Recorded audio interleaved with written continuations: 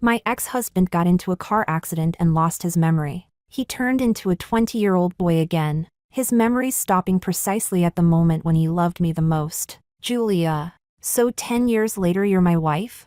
Ethan jumped off the hospital bed. Shocked and ecstatic, he rushed over and hugged me tightly. This isn't a dream, right? Oh my God, my damn crush actually came true. I stood there stiffly in his arms, but inside me there was nothing left except desolation. Ethan, I said softly, you forgot. We got divorced last month. And besides, I added quietly, you were the one who cheated. Chapter 01. It was the Lunar New Year. Everyone else was celebrating, full of joy and good fortune. Only me, the ultimate sucker, was standing outside the Civil Affairs Bureau, waiting like an idiot. I waited the entire day. Even after the staff got off work, that brain-dead ex-husband of mine still hadn't shown up. Fuck. He was the one who asked for the divorce. The agreement was already signed, and now that it was time to go through the formalities, he pulled a disappearing act. Was that supposed to be funny? My eyes were practically shooting fire as I kept calling him. His phone stayed powered off the whole time. By the time it got dark and the Civil Affairs Bureau closed, it was obvious I wasn't getting divorced today. Dejected, I walked into the parking garage, ready to drive away. Just as I started the car, my phone rang. Hello, are you Mr. Ethan Hernandez's family member? This is the First People's Hospital. Mr. Hernandez has been in a car accident. Chapter 02. Fantastic. Not only did the divorce fail, I even got a scam call. Without hesitation, I said, yes, I'm Ethan's wife. Is he about to die? Don't waste medical resources, just give up treatment. Yes. My call. I'll take full responsibility. Just wheel him straight into the morgue. I clearly stunned the person on the other end. Mr. Hernandez only has a fractured leg. The doctor sounded young, clearly inexperienced in dealing with patients' families. His scalp practically tingled with panic. We've already set the bone and put on a cast. If it's convenient for you, could you come by? That sounded vague. I frowned, feeling something was off, but politely declined. No need. A fracture isn't a big deal, and I'm very busy. I won't be coming. Oh, he sounded a little disappointed, but then added, also, Mr. Hernandez was in the accident with Miss Lillian. We can't get in touch with Miss Lillian's family. Do you know her? The moment I heard that name, I perked up. I do. What happened to her? She's seriously injured, extensive bruising all over her body. There's a chance her hand will be permanently disabled, and she'll likely be left with severe scarring. I'm coming right now. I shouted in uncontrollable delight, practically euphoric. The First People's Hospital, right? Which floor? Which ward? I'll be there in 20 minutes.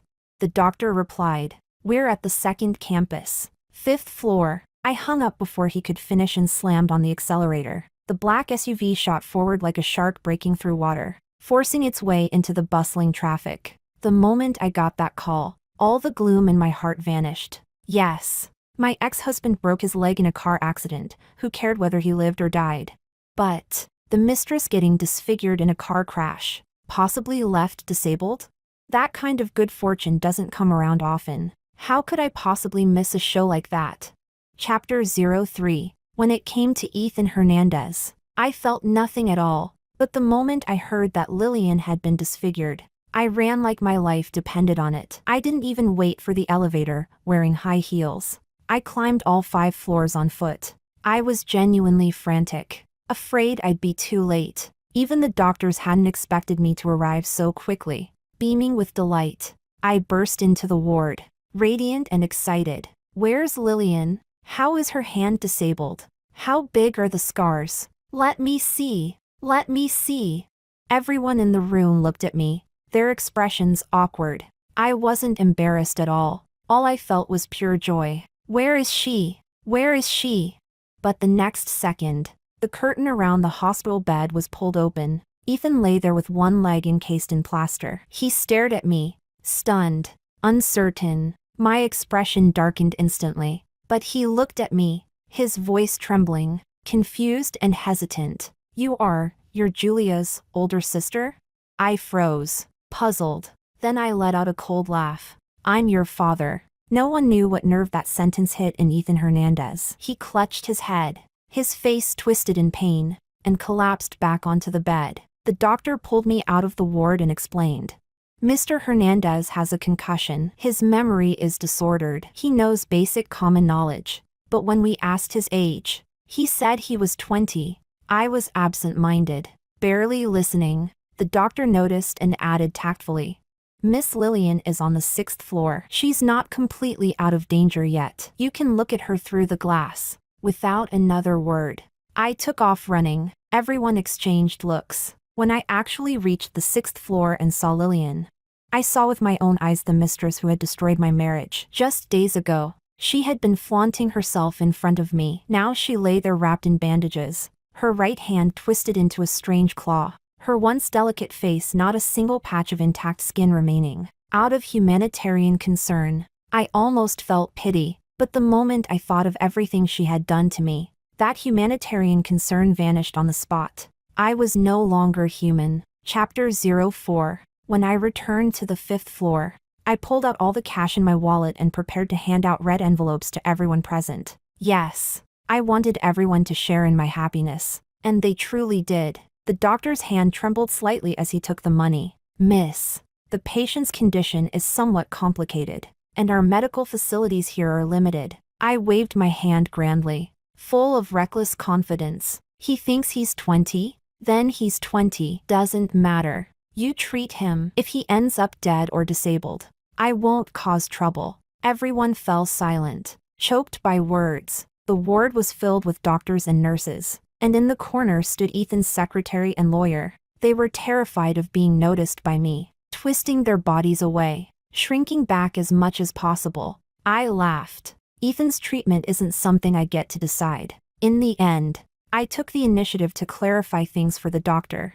Although the legal procedures aren't complete yet, we've already signed the divorce agreement. I can no longer act on his behalf. These are his assistant and his lawyer. I pointed toward the corner. The people I pointed at shuddered all over, unable to face me, shrinking back even more. Talk to them, I said. The secretary and lawyer could only nod obediently. Seeing them like this, I found it especially amusing. You helped with the divorce. Sure, but you're still just employees. I took out a cigarette and held it between my lips without lighting it, casually tucking loose strands of hair behind my ear. Instead, I was the one who smiled at them first. Don't be afraid to face me. I'm not a bad person. The secretary stood there awkwardly, wishing he could disappear. As for the lawyer, he looked young, somewhat stiff and old-fashioned. When I smiled at him, his composed, scholarly face actually turned red. His face flushed crimson,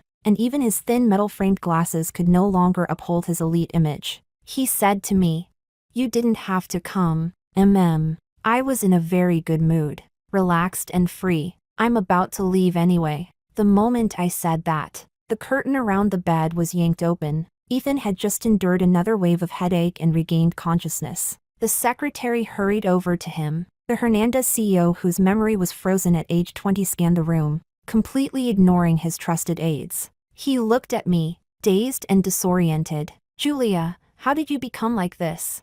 You look a bit older." I touched my face. Yes, it had been 10 years. Who wouldn't age?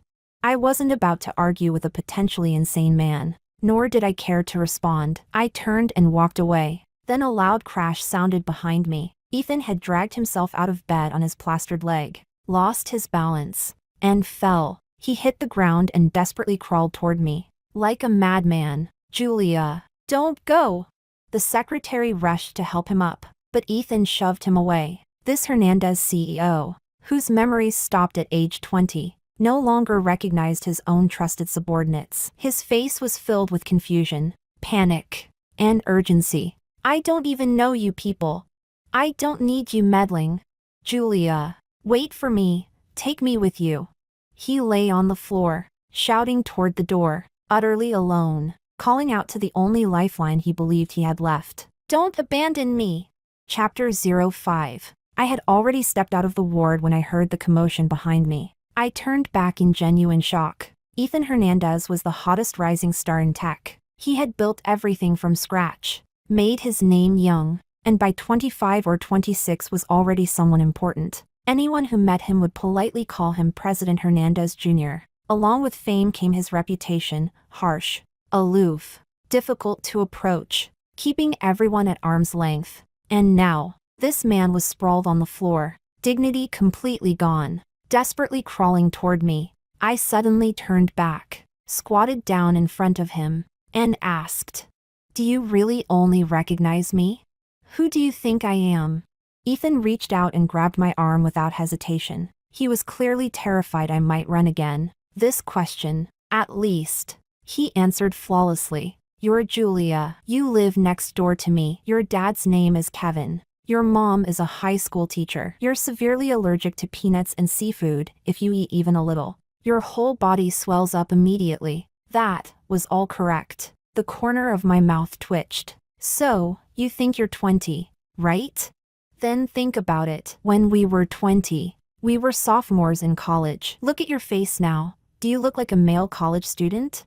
Ethan touched his face, then looked at me. Somehow, his face actually turned red. I was speechless. "I heard the doctor talking to you," I said. Ethan dragged his broken leg and sat on the floor. His expression was serious and solemn, but his eyes kept drifting nervously from side to side. "I know I'm not 20. The moment I saw you, I knew it. I must have hit my head and forgotten the past few years." He tightened his grip on my arm and finally said, You're my wife now." I said nothing. At that moment, I felt tired. Before coming here, I had already spent an entire day waiting at the Civil Affairs Bureau, watching countless couples get married and countless married couples part ways in bitterness. Standing there, I told myself that when I separated from Ethan, I absolutely could not end up like them, drowning in love, hate, resentment, and rage. At the very end, I had to remain dignified. I was someone who cared about appearances. What I hadn't expected was that this idiot Ethan would risk his life,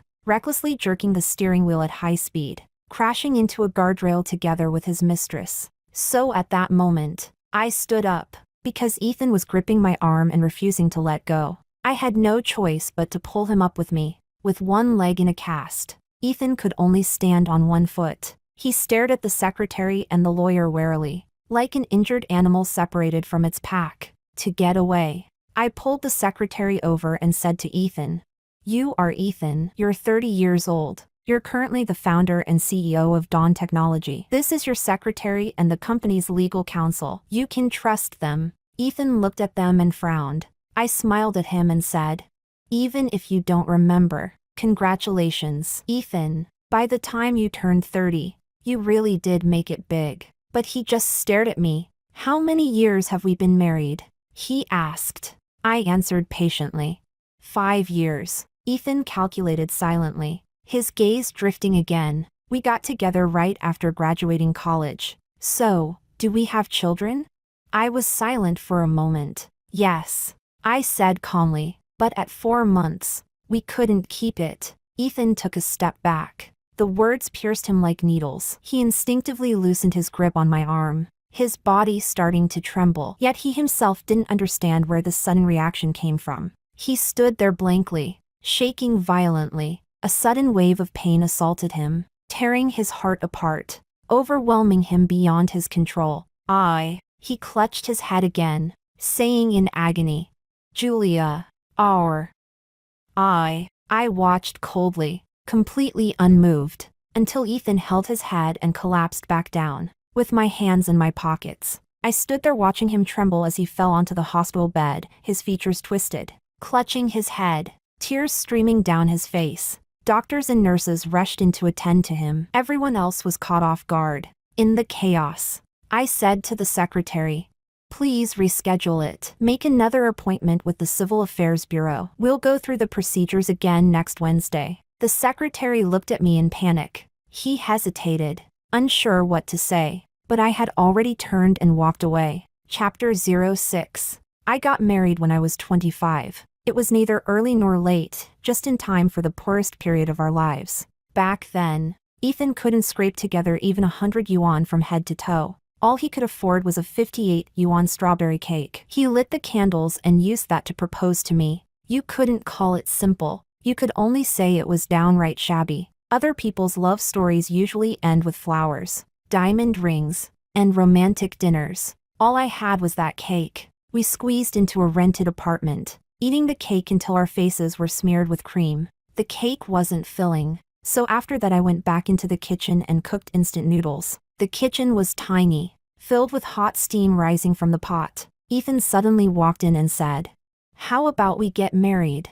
I froze for a moment, then said, "Sure." That was it. After finishing the noodles, we went to the Civil Affairs Bureau the next day, got our marriage certificate, and became a legally married couple. We had grown up next door to each other, childhood sweethearts. His heart matched mine. From ignorant youth, we walked together all the way to 30. There was no first love drama, no pretentious coquette, no goddess dropping out of the sky. We understood each other completely and fought side by side. Finally, in the year Ethan turned 30, his company secured several projects purely through technology. Investment poured in like a tidal wave. Riding that momentum, we made a complete comeback and became the city's new elite. Then, at 31, I caught Ethan cheating in bed. The marriage collapsed on the spot. It happened right there, in my own home. Ethan was sprawled on the bed, still drunk from the night before. When we burst in, he didn't even understand what was happening. I picked up a bottle of mineral water and dumped it straight onto his face. Lillian, wrapped in nothing but a towel, was blocked in the bathroom by my friends. One hero needs 3 helpers. Seeing so many of my people, she panicked. Her face drained of color. It was President Hernandez who asked me to accompany him.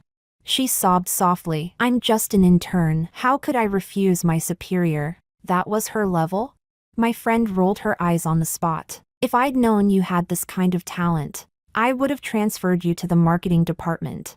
I smiled at her, cold and sharp. "Our clients happen to like young girls. Since you don't know how to say no, you might as well go all the way and close a deal. The year-end bonus would be way more than 100,000. Lillian hadn't expected my thinking to be this twisted. She choked, completely stunned, seeing that I genuinely intended to make use of her worthlessness. Lillian could only clutch the towel, the only thing covering her, and weakly defend herself. My feelings for President Hernandez are genuine. What a low-level pretentious coquette. What an idiot. I was actually amused by her stupidity for a moment, until I couldn't laugh anymore, because Ethan wiped the water off his face, got dressed, calmly got out of bed, and asked me for a divorce. Yes, he wanted a divorce, ignoring the loss of shared assets, ignoring the impact on the company. He made up his mind. Within 3 months, he would take the wedding ring off my finger. In fact, that very night, he packed his things and moved out. I cried. I cursed. I smashed up the company office. But our marriage was already in complete ruins. The blow shattered my mental state. During the divorce negotiations, I was even stabbed in the back by his trusted secretary. The divorce agreement stated that the company had nothing to do with me, and I would only receive 1/3 of the shared assets. I couldn't believe it. But at that point, everything was already a mess beyond repair. When I finally accepted reality and agreed to the divorce, that idiot Ethan got into a car accident and lost his memory. Chapter 07. Ethan Hernandez really remembered nothing. All the experiences of these past years evaporated in an instant. With a single car accident, he truly achieved what people jokingly say, half a lifetime into the spotlight. And he returned as a boy. Company operations, business dealings, complicated messes, he couldn't understand any of it. The Hernandez CEO whose memory was frozen at age 20 could solve quadratic equations, but couldn't run a company. He sat there staring at the documents the secretary handed him, his mind completely blank. But he still remembered me. I myself can barely remember what I was like at 20, but 20-year-old Ethan was vivid beyond ignoring, especially because he only recognized me. Chapter 08. To be honest, after all these years, the one thing I truly did not expect was just how thick-skinned Ethan's trusted secretary could be. After all, back when Ethan and I were getting divorced, this guy had stabbed me in the back. That so-called right-hand man secretly helped Ethan transfer company shares, then used the board's administrative process to push me out, stripping me of management control and a large portion of my equity. I lost at least $50 million. Out of all the marital assets, I only got 1/3. Last time at the hospital, I'd merely been polite on the surface, some fake courtesy for appearance's sake. What I didn't expect was that he would actually take that as permission. This secretary had the nerve to bring Ethan straight to my place to block me. Because Ethan wanted to see me, the secretary used me as bait, coaxing this mentally underdeveloped CEO into putting on a respectable act and attending an important executive meeting. Then he fulfilled his promise by coming to corner me. Chapter 09. When they arrived, I was in the middle of moving. On the very day I caught Ethan cheating, he moved out of our shared home. With divorce imminent, there was no way I could continue living there either. A friend helped me find an apartment, and I completed the purchase last month. Most things were already set up, but I couldn't bear to part with the good furniture from that house, so I decided to move it as well. After all, none of it was cheap, and once there was a new woman in the house, she'd definitely replace everything. Since that was the case, I might as well take advantage of it myself. So when we met, the atmosphere was delicate. The secretary was awkward, after all. He'd caused me to lose so much money. I was also a little guilty, because I was quietly moving marital fixed assets. This time, the secretary chose to strike first. He took the initiative and said to me, "Julia, you know how it is. I'm just an employee. Everyone serves their own master." President Hernandez gave me a chance when no one else would. In a matter like this, I couldn't afford to be soft. I rolled my eyes at him. Yes, gratitude, loyalty unto death. So I deserved to be screwed over? What he lost was just a boss. What I lost was a very real 50 million. The two of us whispered on the balcony, while over on the other side, Ethan had already finished touring the entire place. When he saw me and the secretary, one man, one woman, standing close together and talking quietly, he immediately grew uneasy and walked over to pull us apart. Pointing at the packed cardboard boxes, he asked me, "Is this our future home? I think this place is great. Why are we moving out? Or are we upgrading to something bigger and more luxurious?" I glanced at him. "I'm the one moving out. You're staying here." Ethan didn't understand. I said coldly, "Because last month we already agreed to divorce. The reason was that you cheated." Chapter 10. I completely failed to anticipate Ethan's reaction. After hearing that, he froze for a second, then burst out laughing, as if he just heard the most ridiculous joke in the world. He laughed so hard he nearly doubled over, his laughter loud and carefree. "Don't joke like that," 20-year-old Ethan said with a grin. "How could I possibly divorce you?" I looked at him calmly. "There's no banquet that doesn't end. Even you and I can part ways." "Impossible." He said it firmly, almost without thinking. "If you said we were never together, fine. But if we're married, there's no way I'd leave you." That made me want to laugh, because he had truly forgotten too much. He forgot the cruel, almost ruthless, completely one-sided property division that devastated me. He forgot the numb, indifferent expression on his face when he placed the divorce agreement in front of me. He forgot saying to me, with his own mouth, "Let it go. We'll both be free." This was Ethan with memories frozen at 20. He remembered nothing. He knew nothing. He blindly believed that as long as the future included me, we would end up together and never part. And in that moment, malice surged inside me. Why was it always me who got hurt? Always me who suffered? No, I wanted to hurt him too. I wanted him to feel pain. So I asked him instead, "Why? Why do you think we'll never separate?" Ethan looked at me. In that instant, the shadows of 20 and 30 overlapped within him, merging into one. Yet his gaze was unwavering, focused, sincere. He said to me seriously, "Because I liked you for so many years. After finally getting you, how could I ever let go?" Chapter 11. The moment he said that, the entire room fell silent. The secretary's expression completely collapsed. He couldn't understand how his amnesiac boss had suddenly turned into a full-blown love-struck idiot, passionately professing his feelings to his divorced ex-wife. And I said nothing, because 20-year-old Ethan really had liked me exactly the way he said. And those words were, admittedly, a bit too sentimental. After saying them, Even Ethan himself couldn't quite handle it. He hastily made up an excuse about checking out the kitchen and fled. The balcony was left empty and quiet, with only the secretary and me standing there. The secretary looked at my expression and didn't dare say a word. And really, what could he say? Congratulations. Our boss has fallen in love with you again? Or sorry, the boss is mentally compromised, but the divorce still has to proceed normally? Nothing could be said. Nothing would be appropriate, because this Ethan who loved me so openly was living 10 years in the past. The present Ethan had only temporarily forgotten the fractures between us. A dream, no matter how beautiful, is still just a bubble. Once he remembered, everything would be laid bare again. 20-year-old Ethan could give everything for me, but 30-year-old Ethan had long since burned through his love, leaving only mutual resentment between us. Even if, right now, those two versions briefly overlapped, our marriage was already beyond saving. Yet as I watched Ethan wandering aimlessly around the kitchen, I suddenly smiled. It was a light, gentle smile, like a spring breeze passing through. Or perhaps I was simply genuinely happy, as if I'd returned to the honeymoon phase. Maybe it was the sincerity of 20-year-old Ethan that moved me. Not only did I stop moving out, I even took the initiative to keep him for dinner, smiling brightly as I busied myself in the kitchen.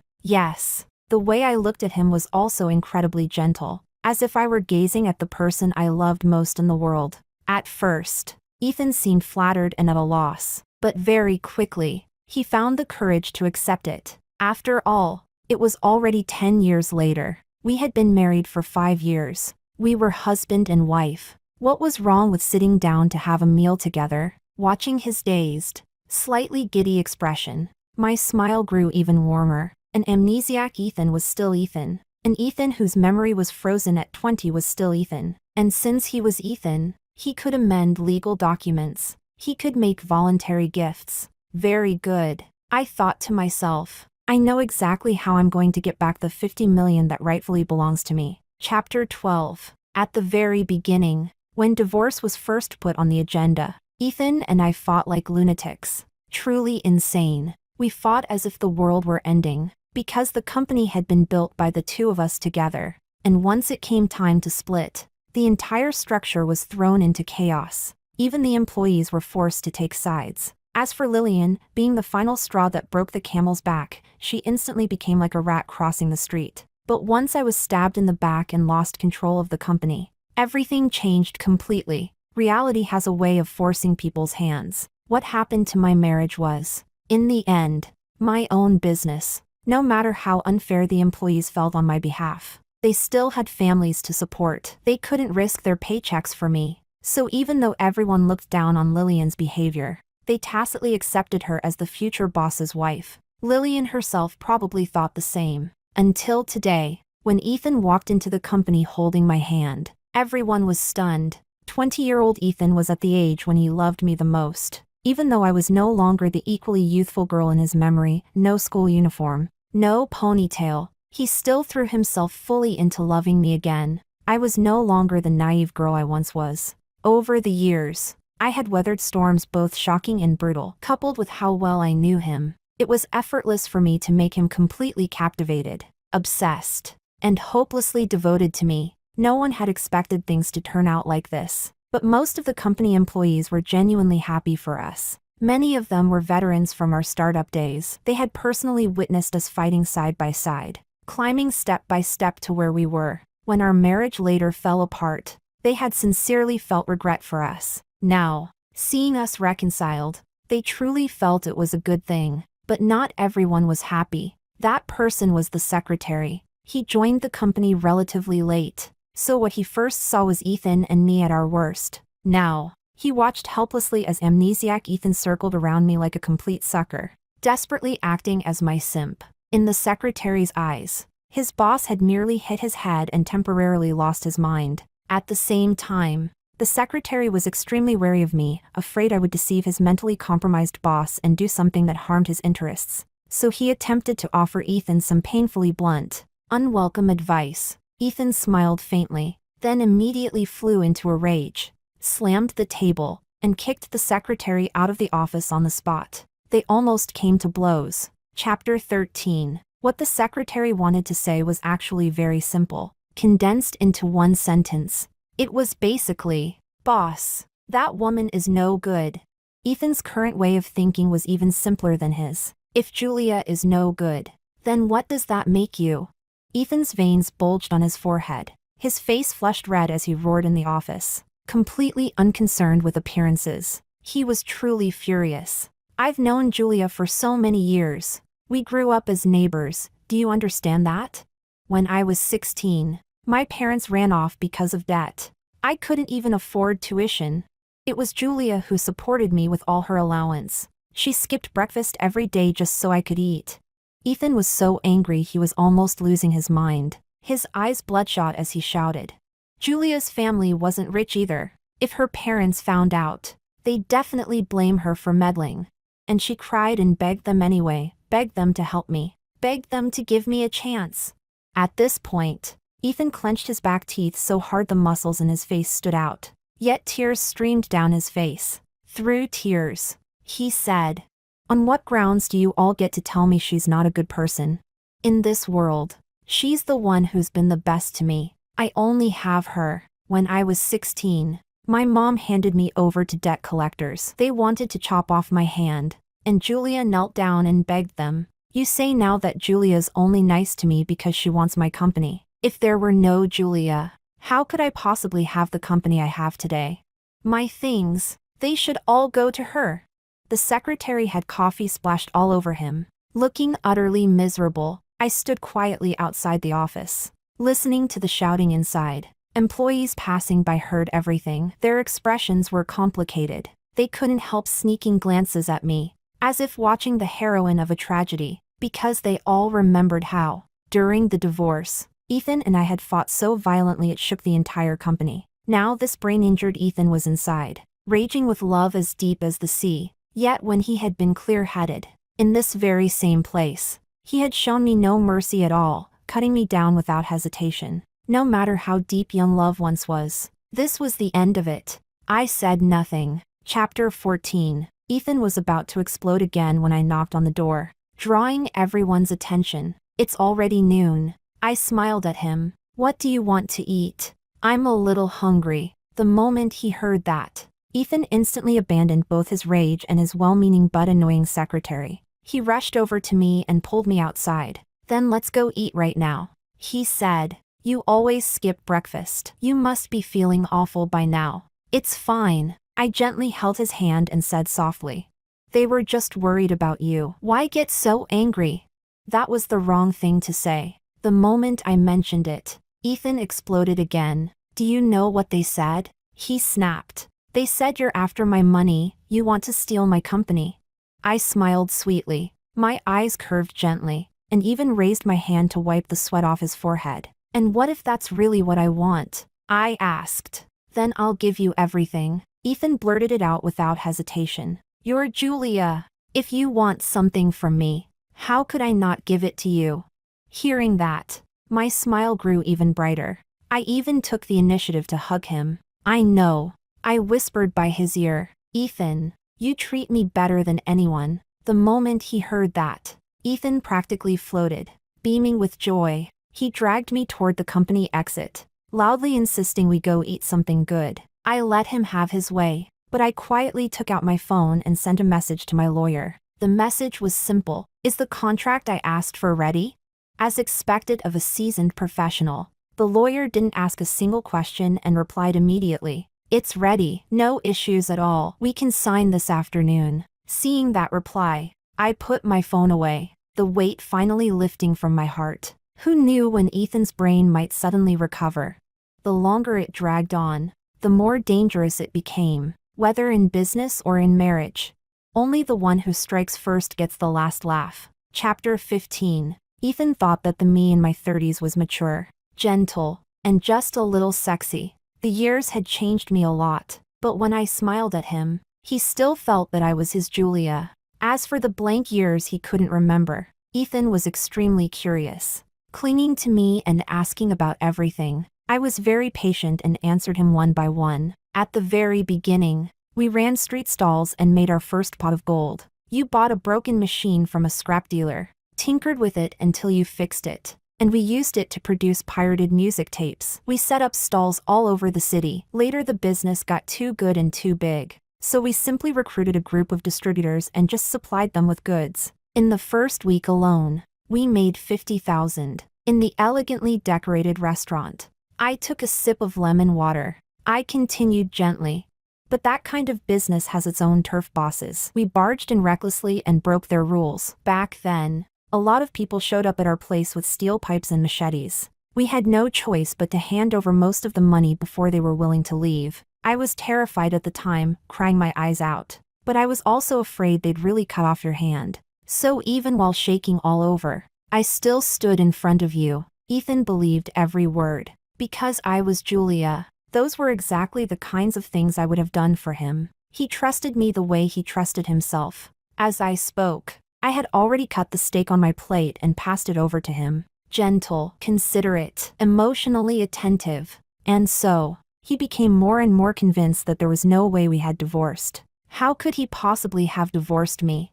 After all those years of standing shoulder to shoulder through storms and hardship, and especially when our feelings had been rock solid from the very beginning. We had spent so many years together. To tell him that one day we would grow to resent each other, blame each other, despise each other, and curse each other. How could he ever believe that? How absurd. I glanced at my phone. My lawyer had already arrived at the company. I immediately put down my knife and fork, saying that I was full, that there was some work I hadn't finished, and that I needed to go back to the office to deal with it. Ethan was extremely considerate of me. Without hesitation, he quickly finished his steak. What kind of work is so urgent that you can't even eat properly? I'll go back and help you with it. You can help, I said softly. It does need your signature. Ethan didn't think twice. He didn't even look. He waved his hand grandly, without a second thought. As long as I can take some burden off you, I'll do anything you want. Chapter 16. What do you call this?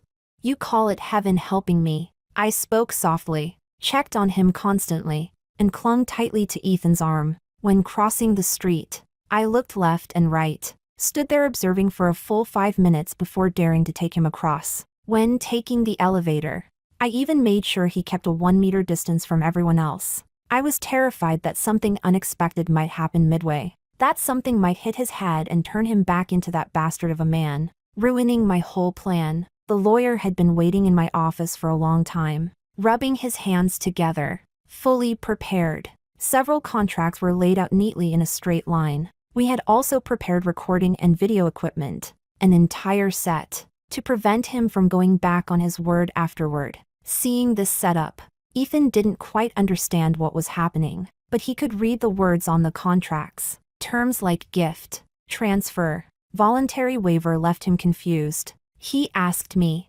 "What is all this for?"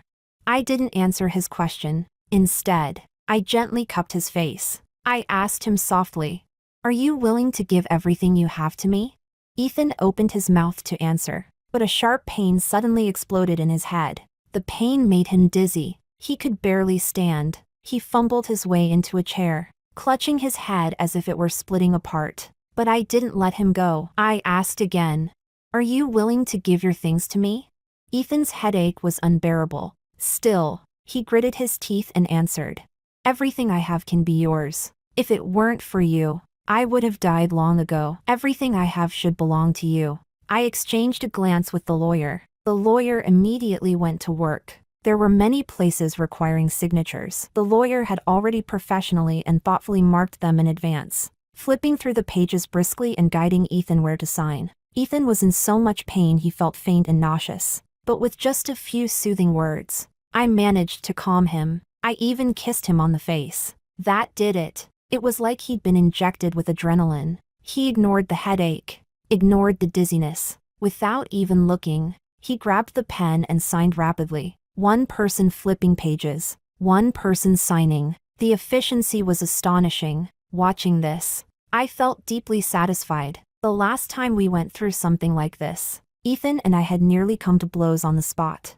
Just signing the words agreement divorce had dragged on for a full month. This time, Ethan finished signing all the contracts in 5 minutes. The lawyer quickly adjusted the recording and video equipment, then took out the prepared statement and asked Ethan to read it aloud. Ethan's head felt like it was about to split open, but he didn't want to disappoint me, and even less did he want to make me sad. He clenched his teeth and forced himself through it. It was almost over, and everything was going far too smoothly, smooth to an unbelievable degree. Very soon, I would reclaim my assets, my company, my shares, and Ethan would be left with nothing. And then, the tightly locked office door was smashed open with a fire axe. Chapter 17. The scene was genuinely terrifying. Wood splinters flew everywhere as the door was smashed open by brute force. Those of us inside were completely stunned. When we looked up, sure enough, it was Ethan's trusted secretary, arriving like a knight to rescue his master.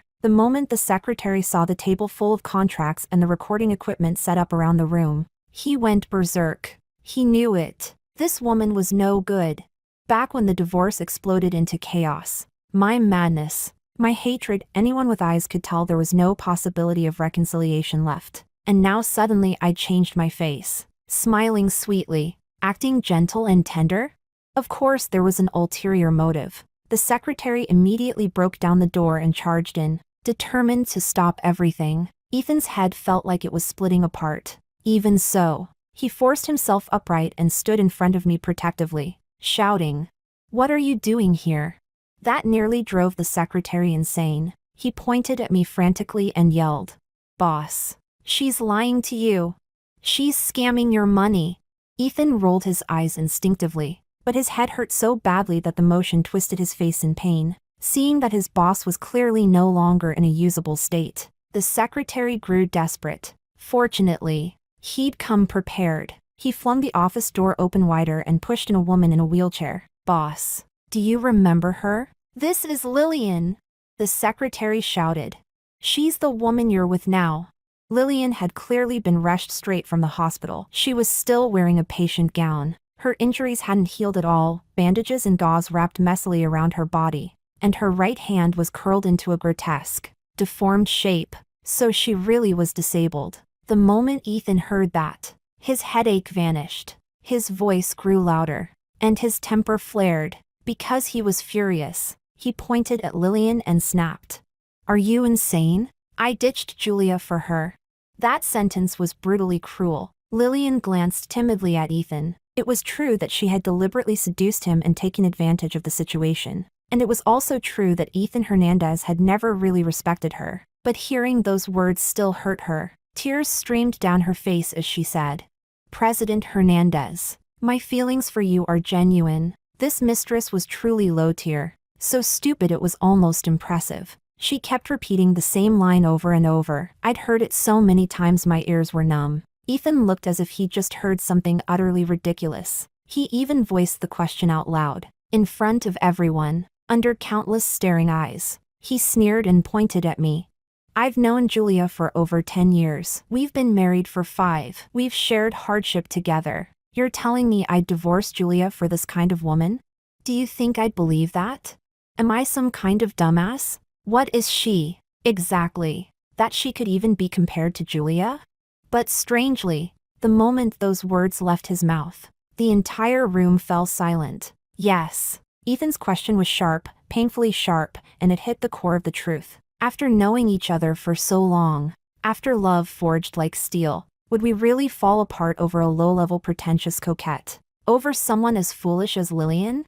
No, the truth was, long before that, the problems between us had already begun, and once spilled, water cannot be gathered back again. Chapter 18. The secretary opened his mouth. He couldn't answer that question, and long before he had smashed the door, I had already made a phone call. The head of the company's security department was a relative of mine. In no time at all, a swarm of security guards rushed in like wolves. They grabbed the secretary and Lillian, twisted their arms behind their backs, and shoved them out. Thanks to those 10 minutes they bought me at the very end, the lawyer immediately switched into full professional mode and led Ethan through the entire remaining process. When the final bright red fingerprint was pressed down, it was finally done. Everything was settled. I had my money back. I gathered up the contracts and the USB drives containing the audio and video recordings and locked them into the safe. In a moment, that safe would be deposited at the bank. beyond anyone's reach. The copies would stay with the lawyer,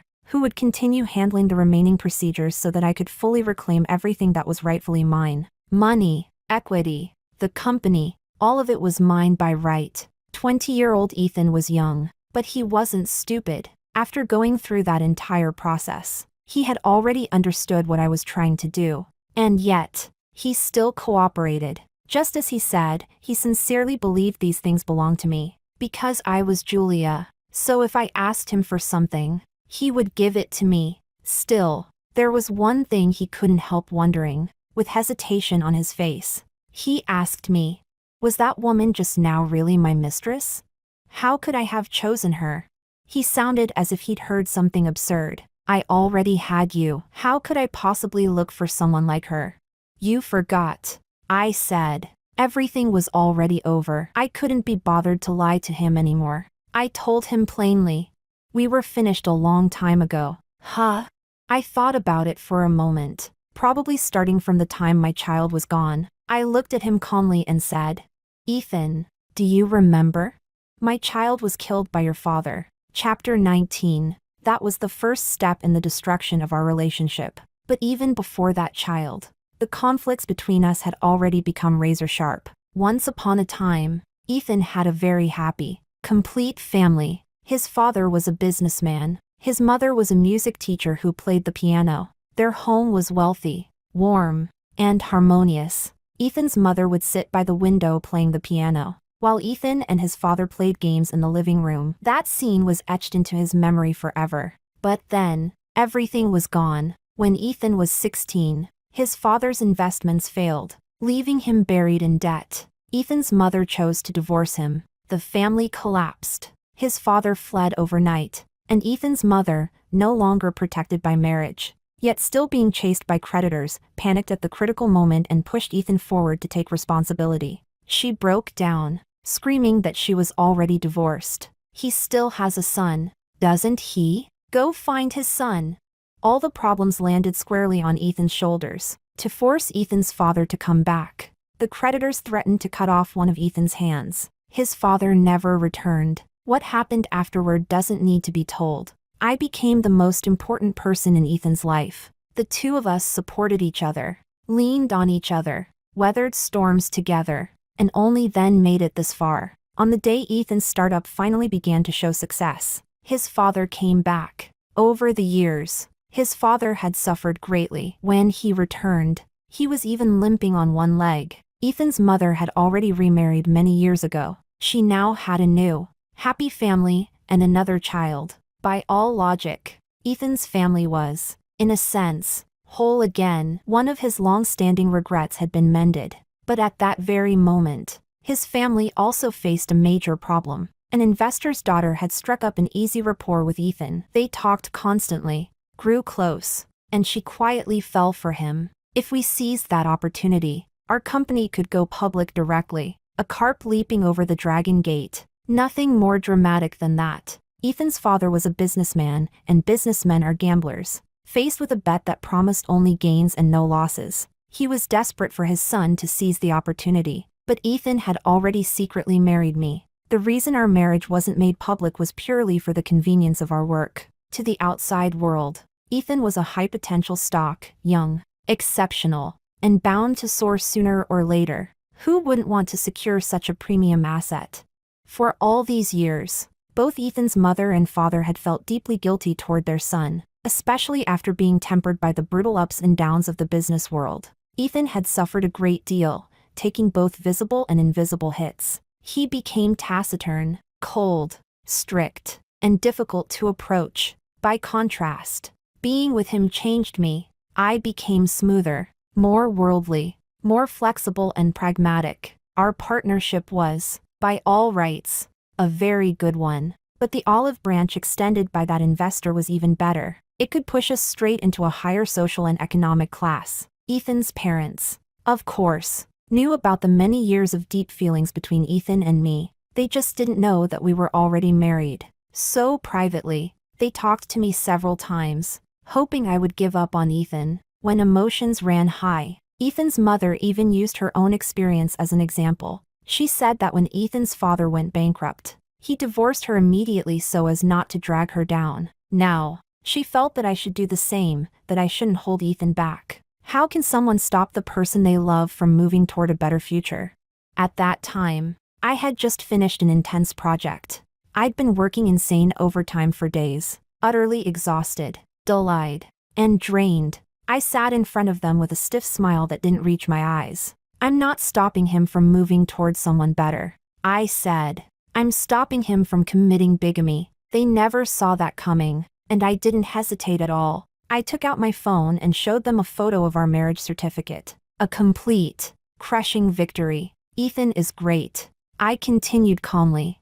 But there are plenty of great, high-quality men out there. Even if he divorces me now and takes a gamble, he'll still be a divorced man. There's no guarantee people will want him, and this company was built by both of us. If I leave, I'm taking half of it with me. That shut down every possible path. Ethan's parents could only stare at each other, speechless. And from that moment on, they developed resentment toward me. Ethan loved me deeply, but I was not the daughter-in-law they wanted. All these years, Ethan and I had been together through life and death. Every charge into battle had my share in it. From the bottom of my heart, I believed that I wasn't just Ethan's wife. I was his most important comrade in arms. No matter where we were, I deserved a position equal to his. But Ethan's parents were traditional people. In their worldview, men were superior to women. The husband made money. The wife served the family and revolved around the household. They didn't approve of me.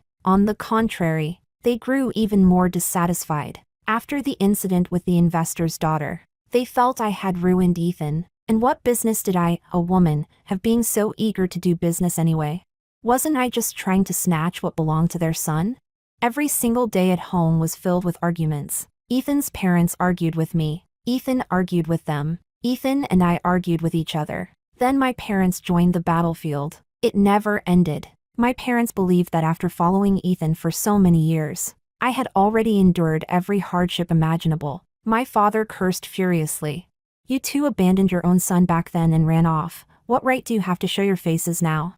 But Ethan's parents didn't see it that way. Instead, they became even more determined to discipline me, to mold me into a gentle, considerate wife, to make me willingly hand over my half of the company to Ethan, to trap me inside the family, and to keep me out of social and professional competition altogether. The family crisis lasted for 3 or 4 years. No matter how good a relationship is, it can't withstand that kind of grinding. But then, one day, a turning point arrived. Because I got pregnant. It was an unexpected pregnancy. I didn't want the child at first. At that time, Ethan and I had already entered a cold war. Ethan's mother had heart disease, and he believed I shouldn't have been so forceful toward her. After I became pregnant, Ethan's parents spared no effort trying to force me back into the family, forcing me to give up my career, my work, and everything I had. I refused. In the end, they chose the most extreme method.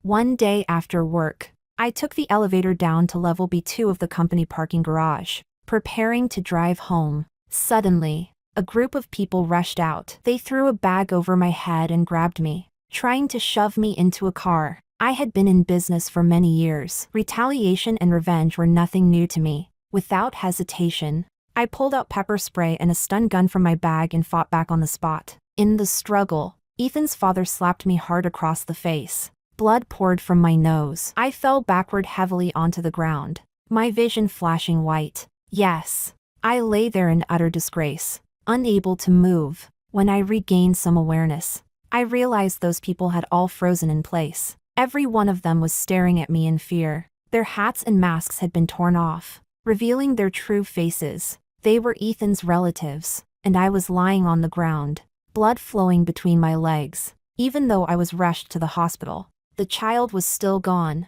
Just like that. Gone. My parents completely lost it. They had never been this angry in their lives. I was their only child. Back when I got together with Ethan, who had nothing, I endured endless hardship. When we got married, there wasn't even a diamond ring. They were already deeply dissatisfied with Ethan. So after the incident, my parents immediately called the police. No hesitation, they pulled the surveillance footage and insisted on sending Ethan's father to prison.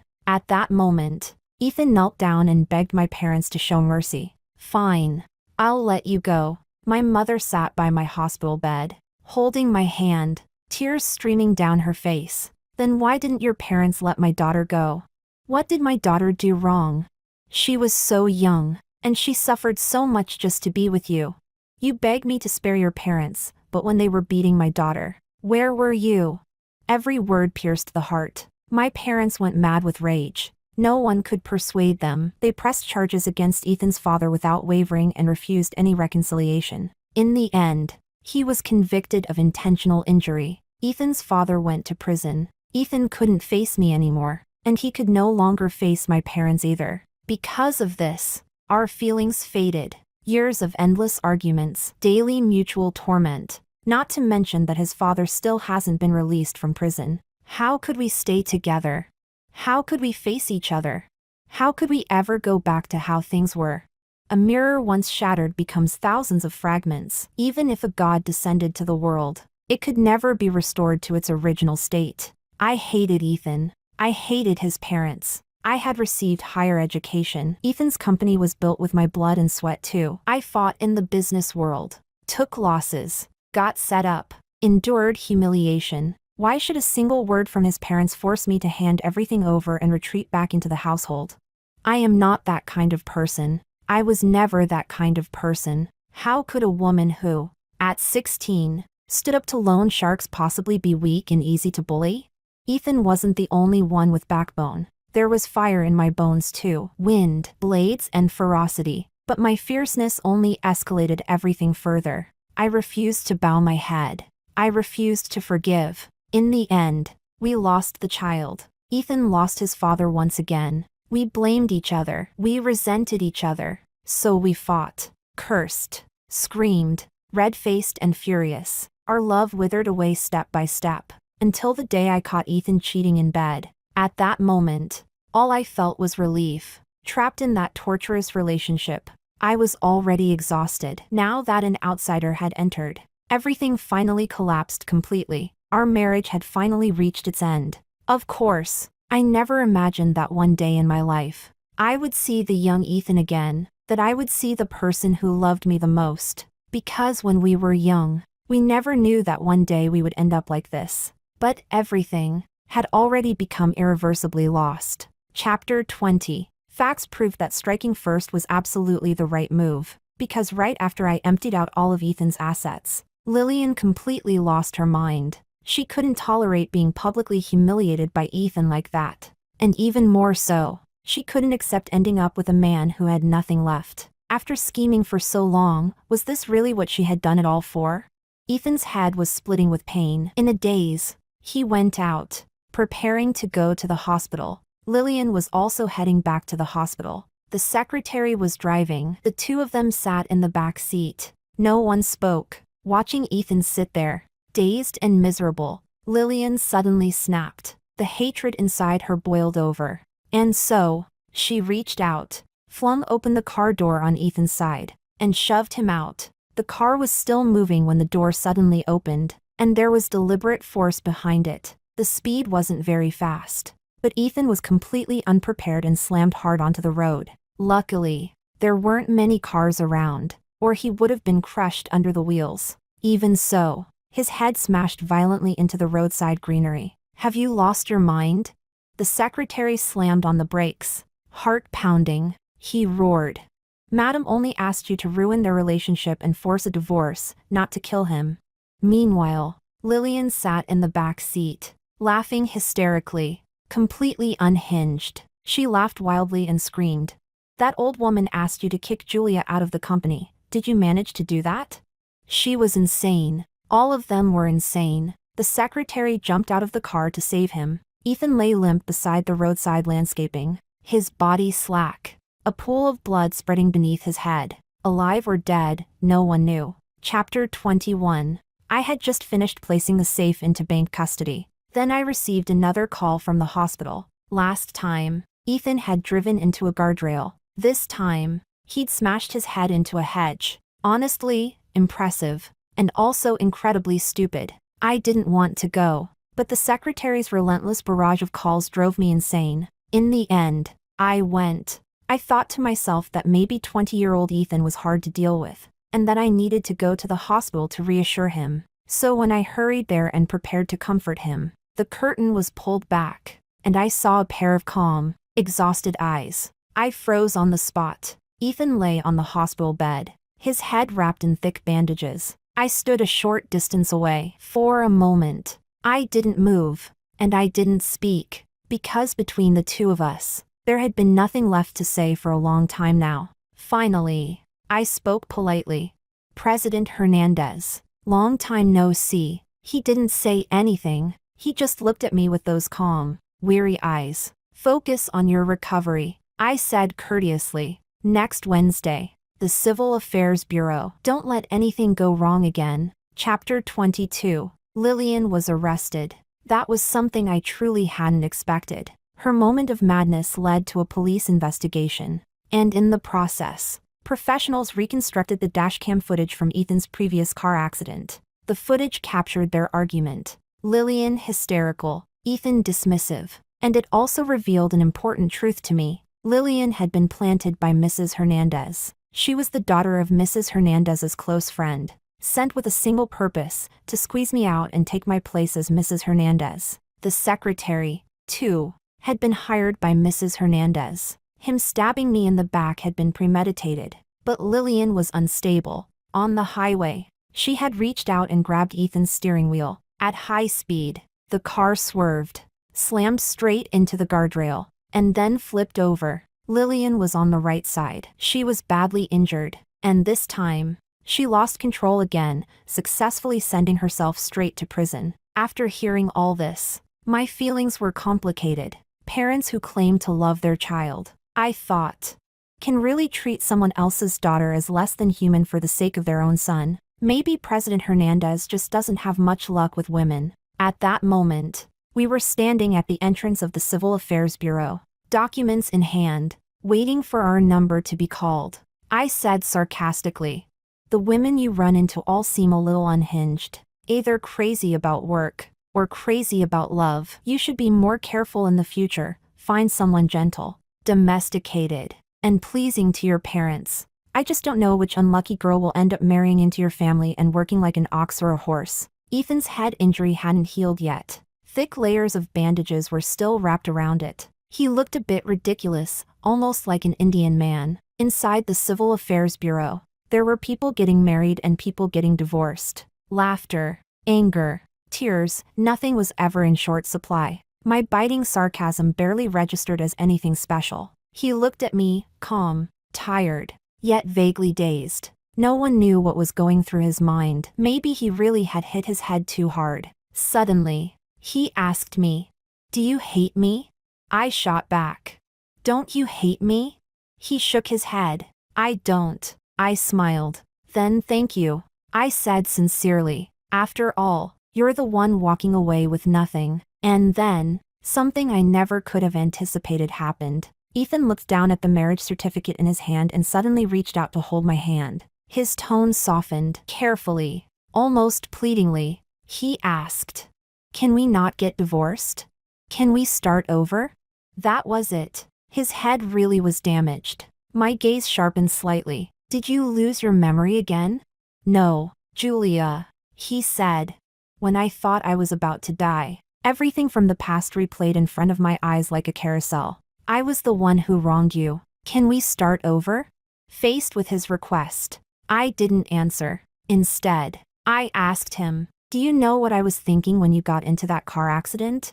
Ethan shook his head, indicating that he didn't know. "At that time, I was sitting right there," I said, pointing to a corner of the Civil Affairs Bureau. "I waited for you for 4 or 5 hours, but you never came. Do you know?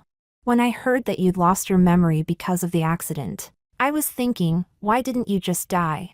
Ethan's whole body stiffened. I laughed. "If you had died in that car accident, I would have inherited all your property, and no one would think I was pitiful. If you had died back then, that would have been the best ending. You ask me whether I hate you? How could I not hate you? I'm 30 years old. You kicked me out of the company. I lost my career. I lost my family. I wasted half my life suffering for nothing. Your parents humiliated me and hurt me, and you did the same. You slept with other women at home, in our marital home. You ask me whether I hate you? I wish you would die immediately.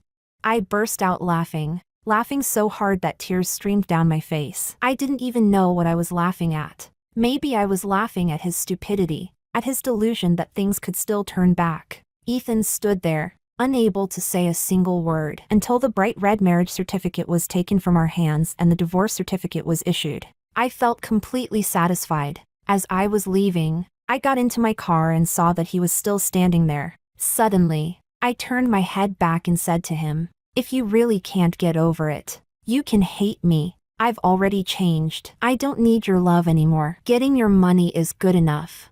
I took a larger share of the marital property. That's what you owe me. If you don't accept it, go ahead and sue me." Those words made Ethan's entire body tremble. He looked at me as if the 20-year-old Ethan and the 30-year-old Ethan were overlapping, but his lips were shaking, and he looked utterly desolate. When we were 20, our love was unbreakable. When we were 30, we were still very wealthy. Now, he had lost everything. From this moment on, I would leave him completely. He stood where he was, watching me drive away, without turning his head even once. So be it. The story isn't long, nor is it hard to tell. We met once, loved, and failed to be together. In the future, he will head toward his own destiny, and I will go on with my life. The greatest regret in this world is that we once had a good beginning, but never managed a proper farewell. Even though, many years ago, when we were still young, we once believed that we could walk together across mountains and rivers, side by side.